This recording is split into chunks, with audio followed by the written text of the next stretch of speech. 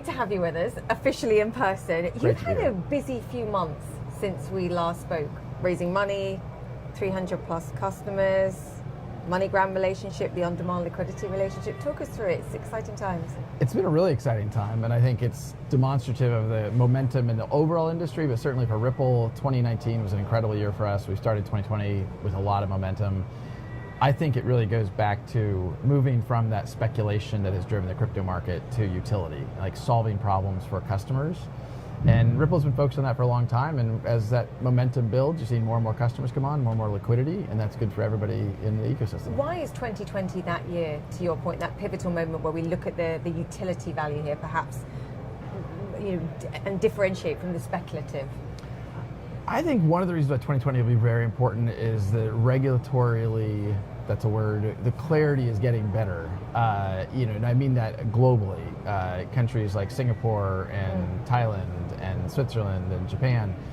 I think the US has still an opportunity to do more there, but I think we will probably see that in 2020, and I think that helps catapult the whole industry. I also think you've gone from an industry that has been a little bit in the shadows and the history of crypto. Very much in the shadows. Yeah, I remember actually, you and I were both at Davos, and someone early on in my arrival there, someone was like, crypto's still a bad word here.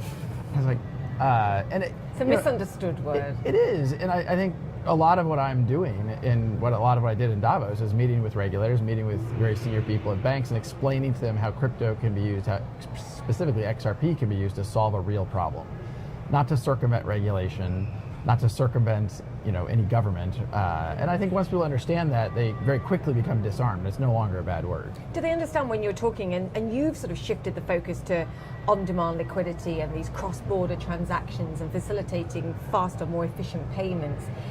Can they get a grip with that, perhaps more than the rest of it? Because I think for me that's something that, particularly from my view, is they get and understand. Yeah, that is absolutely the case, and even in Davos, to be able to start to talk about that and put numbers on it. Last week, we did $54 million of XRP flows into Mexico. That's 7.5% of all flow from US dollar to Mexican peso.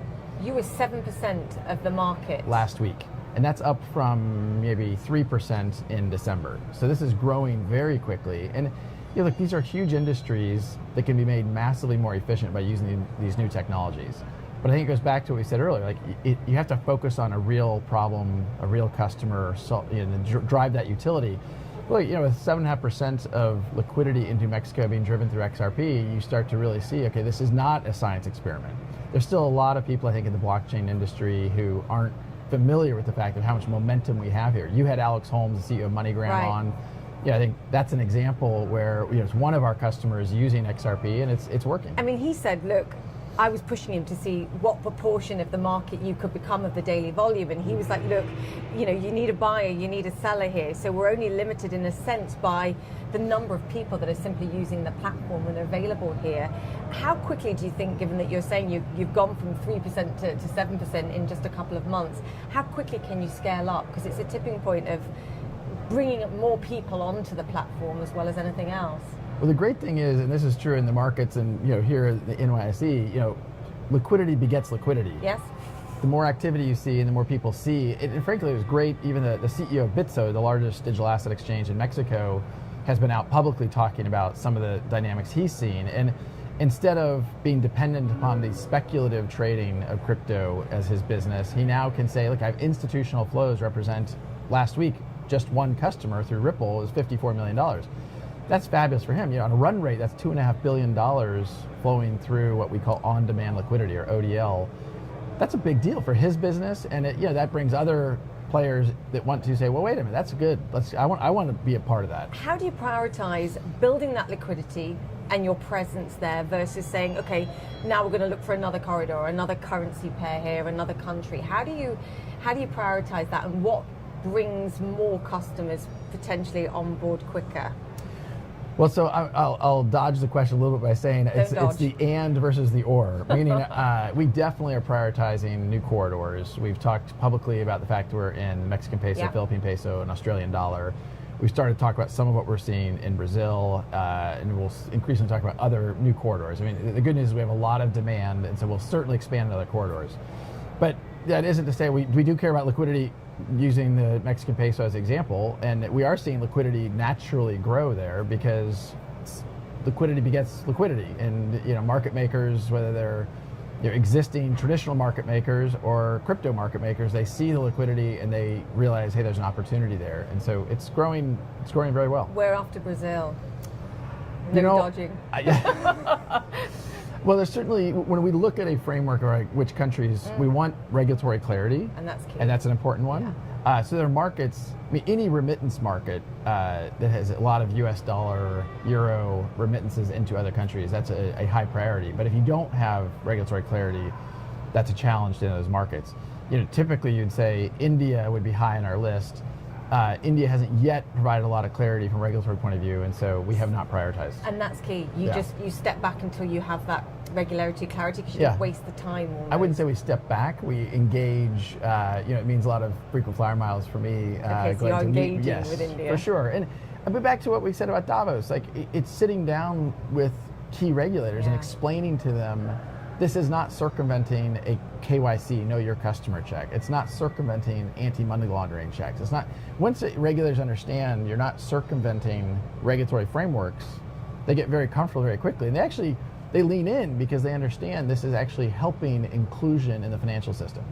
The people who are most burdened by remittance costs are those that can least afford it. And that's, I think we all should care.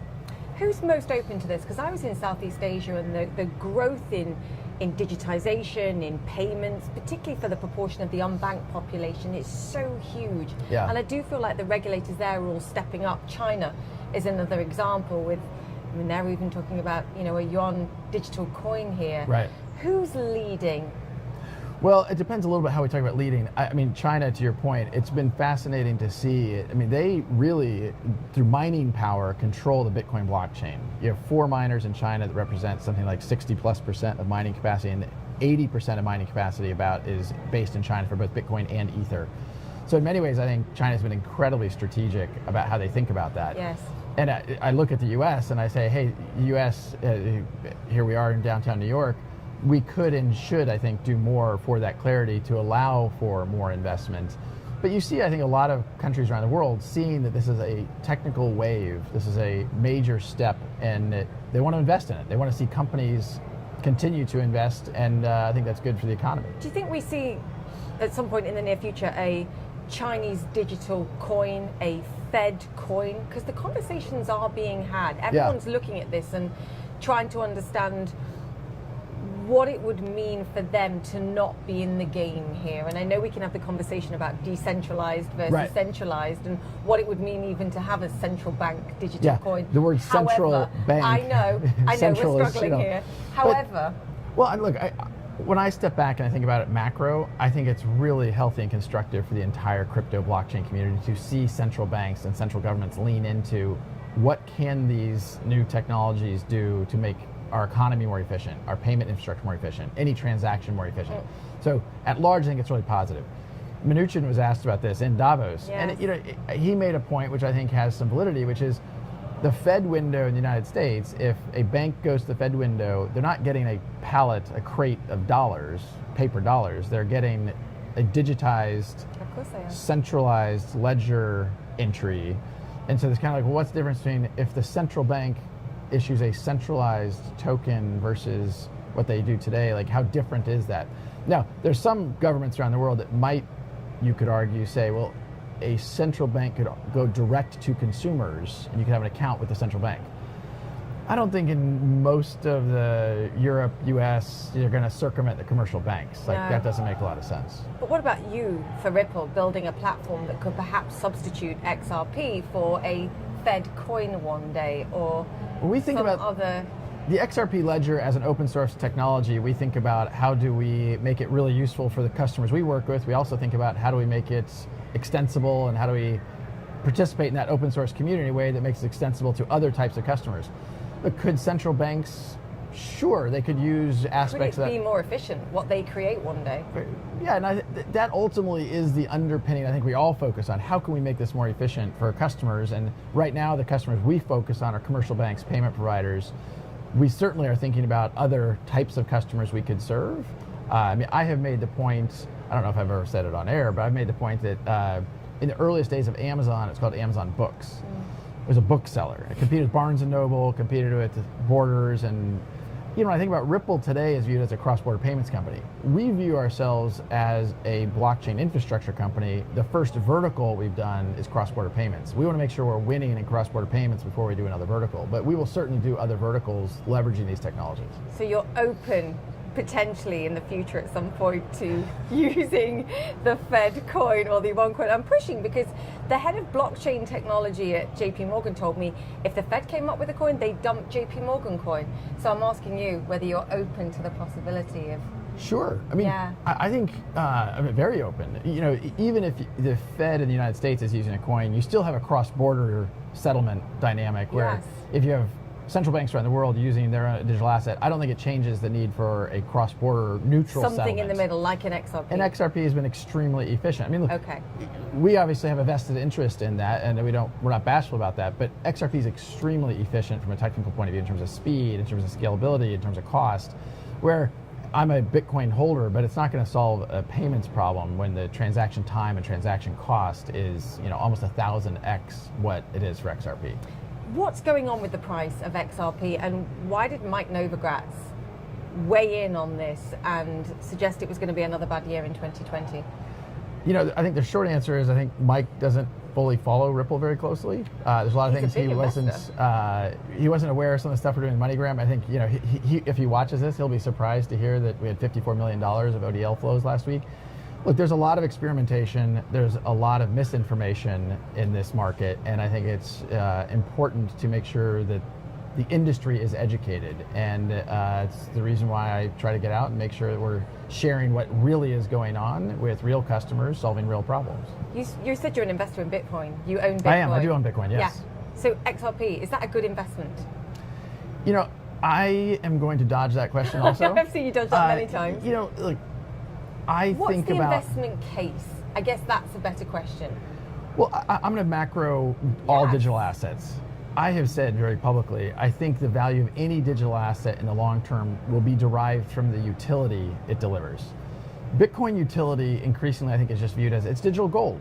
The gold market is a multi-trillion-dollar market, and Bitcoin today is I think around $150 billion, $160 billion. Yes. Do I think there's an opportunity for Bitcoin to appreciate as more people see it as a useful store of value? Yeah, I think so. Do I think there's going to be other digital assets that increasingly have utility for customers and therefore drive velocity, usage, people holding it, it drives demand? Yes, I think that's likely. Will the utility value of XRP always outweigh the store of value reason for holding it in your mind? No, I mean, I think store of value is a dynamic in part. People want to hold assets that are highly liquid. You called it digital gold though, Bitcoin digital gold. Yeah, does XRP have that potential?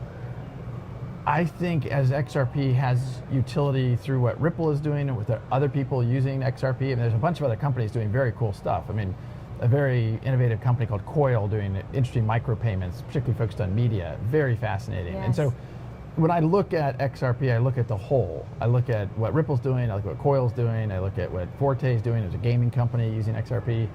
I look at the holistic. If there's a lot of utility and people see value in that utility, then I don't worry about it. I often have said, look, I don't think about the price of XRP on 3 days, 3 weeks, or 3 months.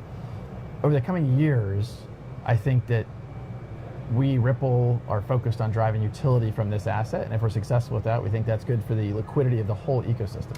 You're a giant, you're seen as a giant in this industry to the point where, your boots at Davos get cult status, quite frankly. It's a strong It was point. cold in Davos. I was wearing agree. boots. I wear furry ones. Is the point to make here perhaps that there shouldn't be this battle between digital currencies, digital assets here, this belief that one currency needs to rule them all? Yeah. Actually, just greater awareness of everything that's going on floats all boats here. And I mixed analogies there, but I know what I'm saying. I so passionately agree with this point. There is not going to be one winner in the crypto space. I believe that to my core.